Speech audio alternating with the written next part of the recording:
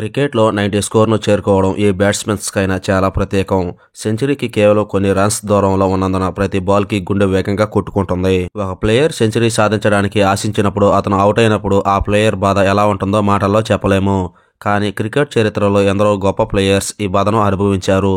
90-99 runs మధ్య ఎక్కువ సార్లు అవుట్ అయిన కొందరు ప్లేయర్స్ గురించి ఇప్పుడు మనం ఈ వీడియోలో తెలుసుకుందాం. నెంబర్ 1 సచిన్ టెండూల్కర్. సచిన్ టెండూల్కర్ తన సుదీర్ఘ కెరీర్ లో చాలా పెద్ద స్కోర్లు చేశాడు.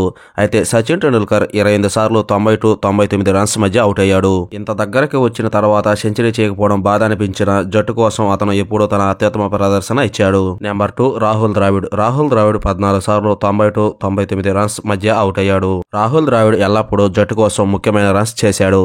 అయితే రాహుల్ ద్రావిడ్ సెంచరీని కోల్పోయిన సందర్భాలు కూడా ఉన్నాయి. హాయ్ క్రికెట్ లవర్స్, ఈ వీడియో నచ్చితే ఒక లైక్ చేయడం మాత్రం మర్చిపోకండి. అలాగే సచిన్ టెండూల్కర్ మరియు రాహుల్ ద్రావిడ్ గురించి మీ అభిప్రాయాన్ని కామెంట్ రూపంలో తెలియజేయండి. నెంబర్ 3 ఏబీ డివిలియర్స్ 14 సార్లు 90-99 రన్స్ మధ్య అవుట్ అయ్యాడు. Number 4 Kane Williamson. న్యూజిలాండ్ అత్యుత్తమ బ్యాట్స్మెన్లలో కేన్ విలియమ్సన్ ఒకరు.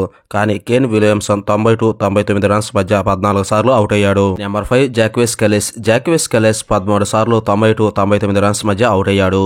జాక్విస్ కలిస్ గొప్ప ఆల్రౌండర్.